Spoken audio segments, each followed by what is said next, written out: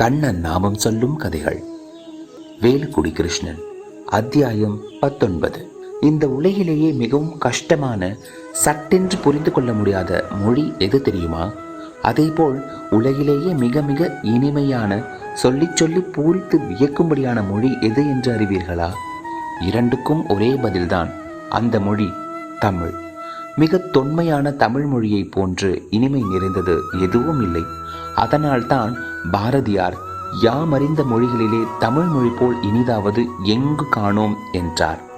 சமஸ்கிருதம் போன்ற மொழிகளை எல்லாம் ஆசிரியர்களின் துணை கொண்டு படித்தால் புரிந்து உணர முடியும். ஆனால் தமிழ் அப்படியல்ல. பாட பாட ராகம் என்பது போல படிக்க படிக்கத்தான் தமிழ் மொழியின் வளமையையும் இனிமையும் புரிந்து கொள்ள முடியும். நாம் எல்லாம் பெருமைப்பட்டு கொள்ள வேண்டும். அப்படி ஒரு மொழியை தாய்மொழியாக கொண்டிருக்கிறோம் நாம். ஆனால் இதில் என்ன சோகம் என்றால், இன்றைக்கு பெரும்பாலான இளைஞர்கள் தமிழ் படிப்பதையோ பேசுவதையோ விரும்புவதில்லை. மதிப்பு குறைவு என்பது போல நினைக்கிறார்கள். இந்த நிலை மிக வேதனையான ஒன்று.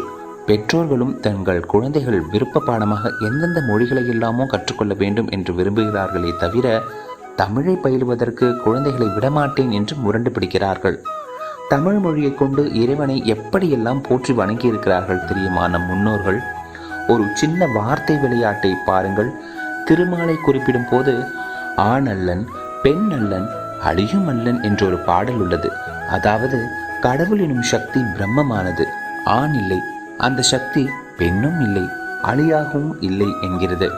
இந்த பாடலை பிடித்து கொண்டே பௌத்தர்கள், ஆமாம் இதைத்தானே நாங்களும் சொல்கிறோம், ஒன்றுமில்லை என்று நாங்கள் சொல்வதை வேறு விதமாக சொல்லியிருக்கிறது வைணவம் என்கிறார்கள்.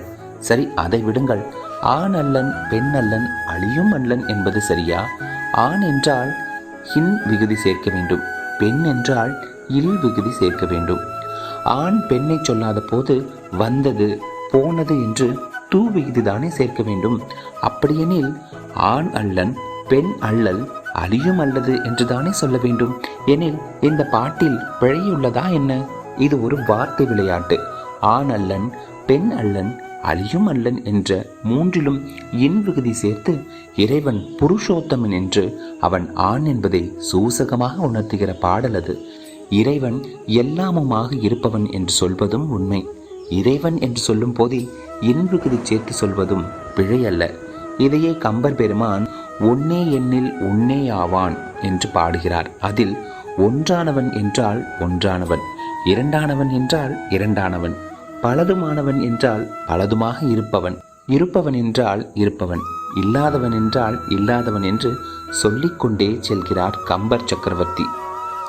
அதாவது இறைவன் வடிவங்களுக்கு அப்பாற்பட்டவன், இலக்கணங்களை மீறியவன், அனைத்து ஜீவாத்மாக்களிலும் உறைந்திருக்கிற பரமாத்மா நீங்கள் எப்படியெல்லாம் நினைக்கிறீர்களோ அப்படியெல்லாம் இருப்பவன். அதனால்தான் பகவானுக்கு அமூர்த்திமான் என்றும் திருநாமம் அமைந்தது. அமூர்த்திமான் என்றால் வெளிப்படாதவன், வடிவங்களுக்கு அப்பாற்பட்டவன், வடிவங்கள் இல்லாதவன் என்று அர்த்தம். அதே நேரம் அமூர்த்திமான் என்னும் திருநாமம் இருப்பது போல் அதற்கு நேர்மாறாக அநேகமூர்த்தி என்கிற திருநாமமும் ஸ்ரீ கிருஷ்ணனுக்கு உண்டு. சதமூர்த்தி என்றும் அவனை புகழ்கிறார்கள். சதமூர்த்தி என்றால் 100 மூர்த்திகள், 100 மூர்த்தங்களை கொண்டவன் என்று மட்டுமே அர்த்தமல்ல. திருமழிசை ஆழ்வார் இறைவனை போற்றுகின்ற போது 5 5 5 என இணைந்திருப்பவன் என பாடுகிறார். பஞ்சபூதங்கள், பஞ்ச கர்மங்கள், பஞ்ச யோகங்கள், பஞ்ச ஞானங்கள் என்று 5 5ஆக இருக்கிற அனைத்தையும் உள்ளடக்கியிருப்பவன் இறைவன். திருமழிசை ஆழ்வார் பாடிய சுமார் 100 பாடல்களிலும் இப்படித்தான் பாடி பரவசப்படுகிறார், நம்மை பரவசப்படுத்துகிறார். பல பல மூர்த்திகளை கொண்டவன் என நெக்குருகிறார். இவற்றை எல்லாம் விட புராணத்தில் ஷோடச ஸ்திரீ சஹஸ்ரநாகி என்று ஸ்ரீ கிருஷ்ணனை சிலாகிக்கிறார் பராசரப்பட்டர். அதாவது 16 108 மனைவிகளை கொண்டவன் ஸ்ரீ கிருஷ்ணர் என்கிறார். 16 108 திருமேனிகளை எடுத்தவனாம் கண்ண பரமாத்மா. இத்தனை மனைவியரை கொண்டவன் பகவான் ஸ்ரீ கிருஷ்ணன். அவர்களை ஒருபோதும் பிரிந்ததே இல்லை. ஆனால் ஏகபத்னி விரதனான ஸ்ரீ ராமபிரான் திருமணமான 10 மாதங்களில் தன் மனைவி சீதாதேவியை பிரிந்து தவித்தான் என்று விளையாட்டாகவும் கேலியாகவும் சொல்வார்கள். 16 108 மனைவிகளுக்காக அத்தனை திருமேனிகளையும் எடுத்தவன் ஸ்ரீ கண்ணன். ராசக்கிரீடையின் போது ஒவ்வொரு கோபியருக்கும் ஒரு கண்ணனாக உருவெடுத்து வியக்க வைத்தவன் அந்த மாயவன். அதனால்தான் அமூர்த்திமான், அநேகமூர்த்தி, சதமூர்த்தி என்றெல்லாம் அவனுக்கு திருநாமங்கள் அமைந்துள்ளன. இந்த உலகம் செழிப்பூறுவதற்கும் உலகத்து மக்கள் சிறப்புற்று வாழ்வதற்கும் எந்த தருணத்தில் எப்படி வரவேண்டுமோ அப்படியெல்லாம் வந்து நமக்கு அருளுவான் பகவான் ஸ்ரீகிருஷ்ணன்.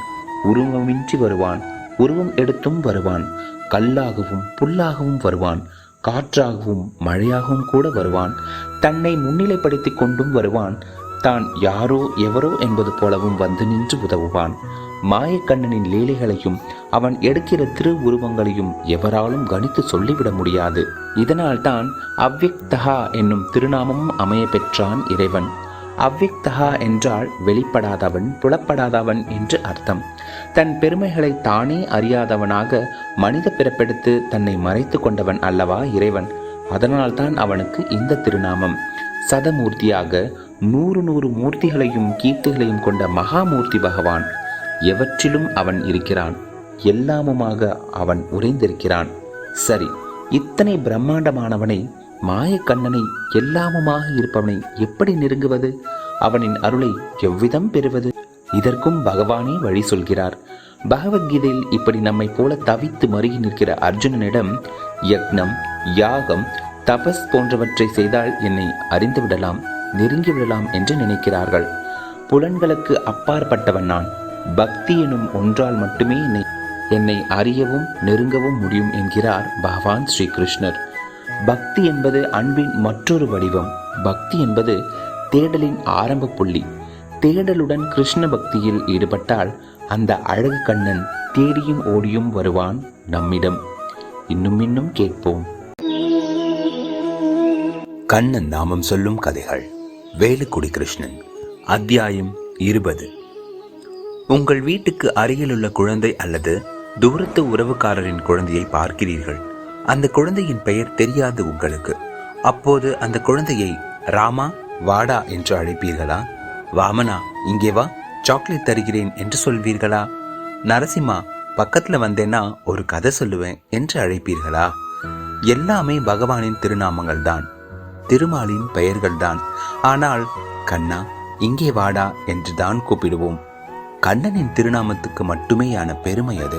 கண்ணன் என்பவன் அழகானவன், அனைவரையும் ஈர்ப்பவன். அந்த அழகை கஸ்தூரி திலகம் லலாட படலே என்னும் ஸ்லோகம் அழகுற விவரிக்கிறது.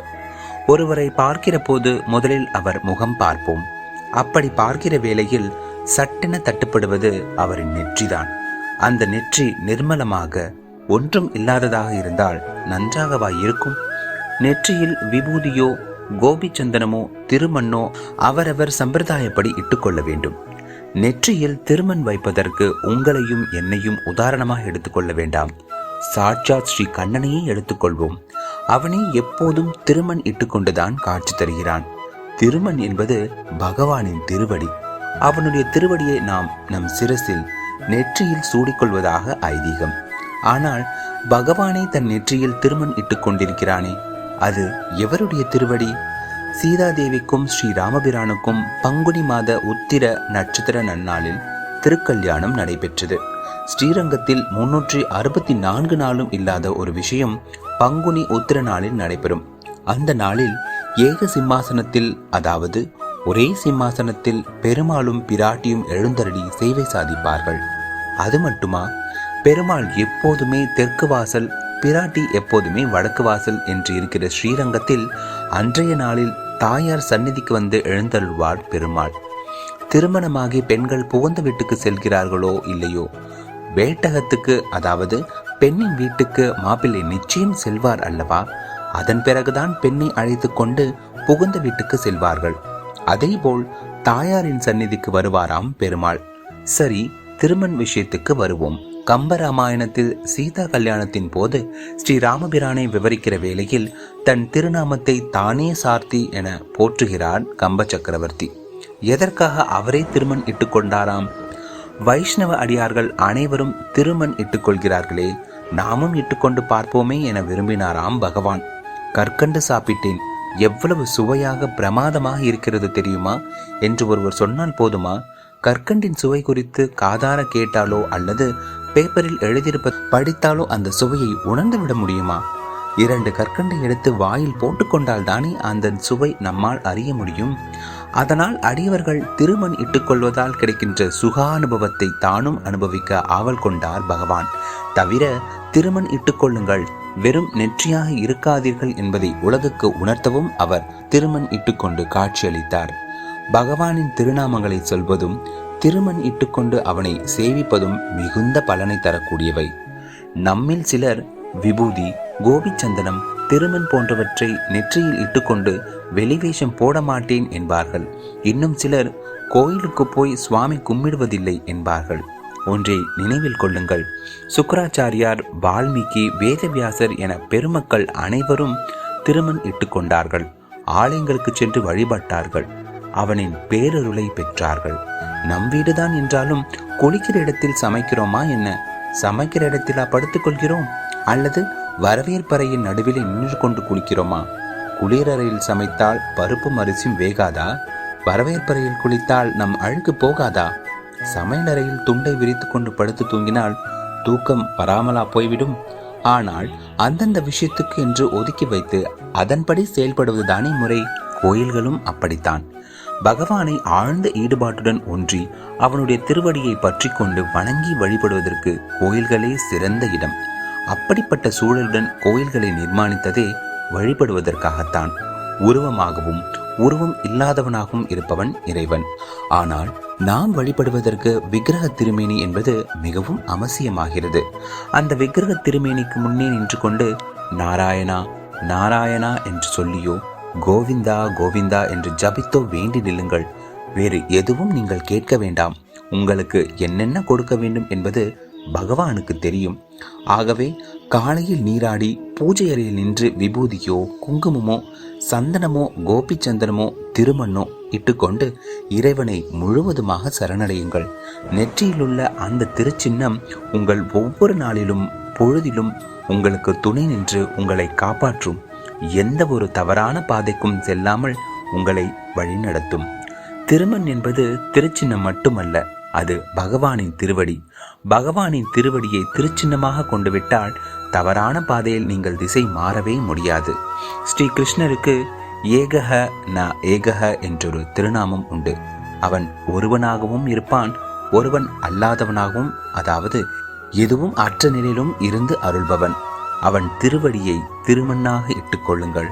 உங்களை நல்வழிக்கு இட்டுச் செல்வது அவன் பொறுப்பு. இன்னும் கேட்போம்.